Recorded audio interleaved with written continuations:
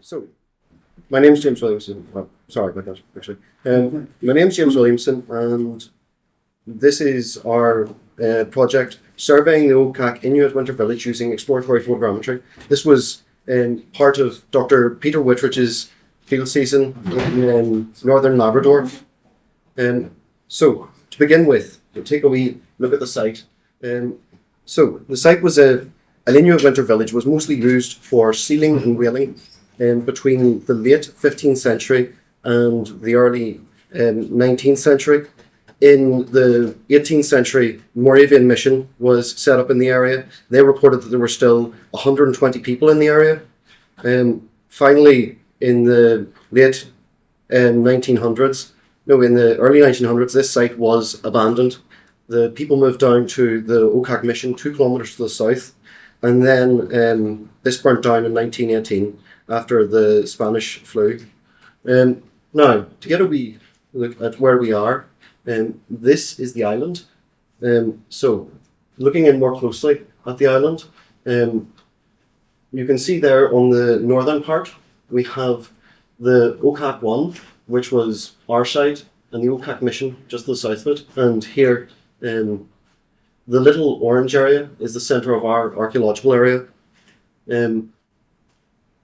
Now, this is the Google Maps version of it, which again shows the orange area in the centre, but you can pick out some of the archaeological features up around here, but you can't see the rest of them. So we went up there to do a photogrammetric survey of the area.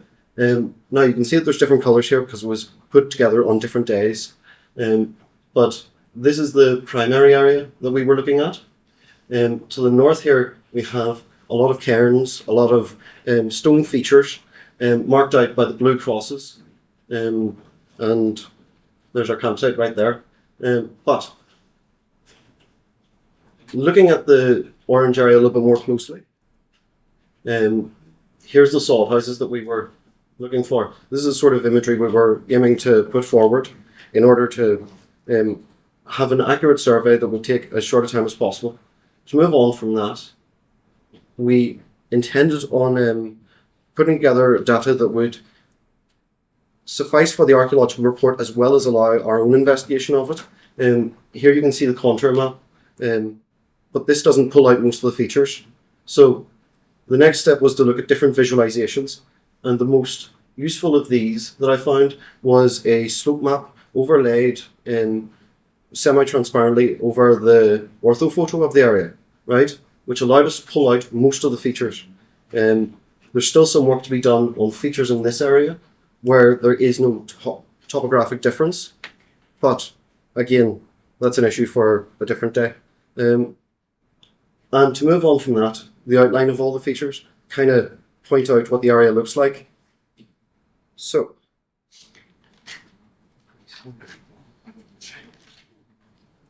now,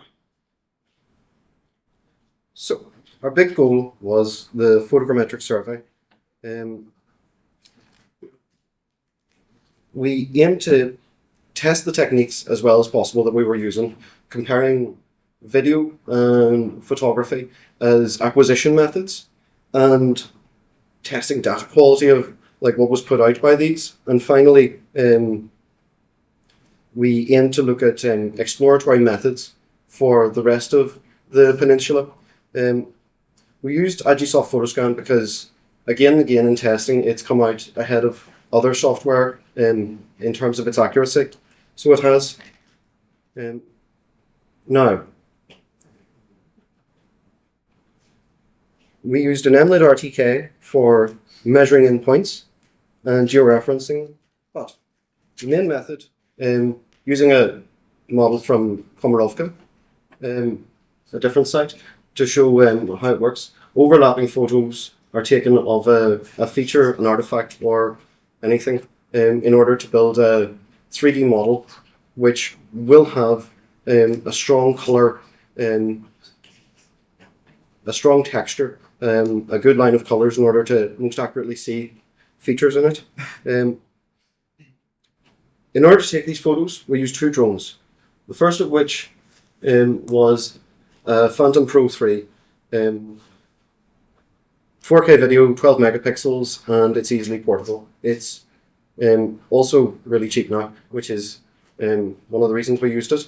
The other one we used was a higher end drone in order to test the difference between the photo quality that was put out by the two, in order to see whether it was necessary to have to carry around on 2-hour hikes a large box with the Matrice 200 in it.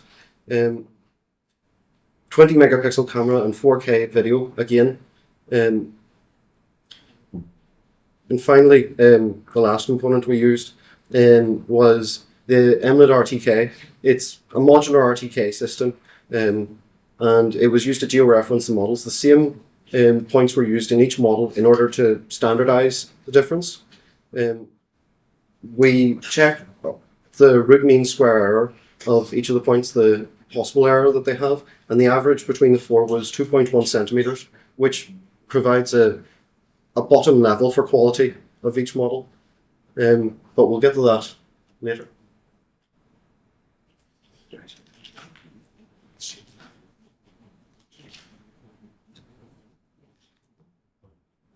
So, in looking at this,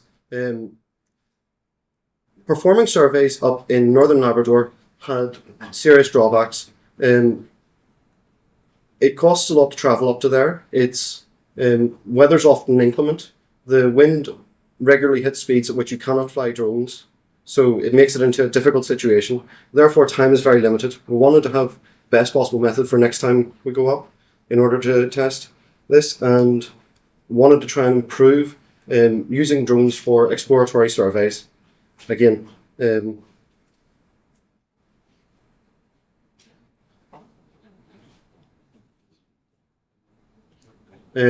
so the first of these that we looked at was the difference between photography and video for photogrammetry. We programmed flight paths that covered the area at least 80% in each photo, and used extremely similar flight paths for the video models.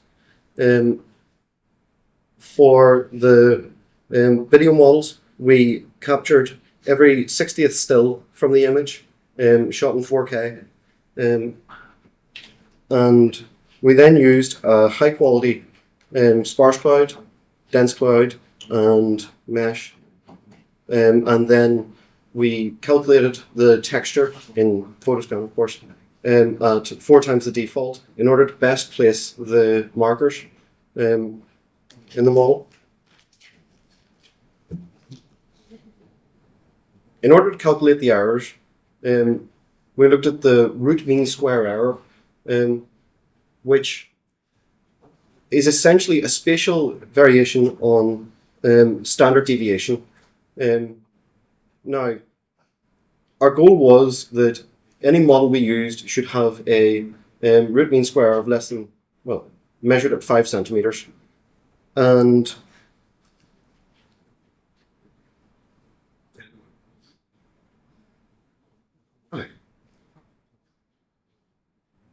we then compared the 4 different models that we had produced using this. So each of the 2 drones was used for both video and photography. Now, we can see that the Matrice video had 800 stills, while the Matrice photography had 500 photos. They still both came in at under the acceptable limit. However, the Phantom video came in at way too much error while having 1,000 stills captured. The difference in stills captured was due to the length of video and slight variations in that, and 500 photos were used in the Phantom photography. But the Phantom photography again came in with a low error. But this is kind of decontextualized. To look at this, how, in terms of the model itself, you have to compare it against, well, compare the 2 models. I used the video as the accepted level of error, and the photo as the acceptable level of error in order to best see where errors would be in the video models. And here we can see that in some areas the error reaches 19 meters. Right. And here we can see that this covers the archaeological area. Now, with regards to the matrice, the level of error was much lower. You can see here an area where it's between, or it's around 90 centimeters of error, but it only reaches over 1 meter in this area. The next major part of this was looking at methods for analysing the landscape and preparing exploratory surveys immediately. Typically they're performed by sending the drone up during the daytime and processing a model overnight. Because time was so important and there were often days in which we couldn't fly the drone. Therefore, I had a goal of trying to get a survey done on the drone and then prepared for producing further geospatial data to put on a handheld GPS in less than an hour. Similar method was tried out for surface finds, and finally two methodologies were seen: image composition in Microsoft Ice and low quality photogrammetry using Agisoft. The image composition method had one drawback in that it was not georeferenced, and therefore we could not put out the GPS points. But it produced a gigapixel image that we used for mapping out the site and planning further surveys of smaller areas in order to better understand this area and areas around there. This, of course, is not the image because it's a couple of gigabytes, which is horrible. Now, the second one, we ran a low-quality photogrammetric model, low-quality geometry, but with a very high-quality texture.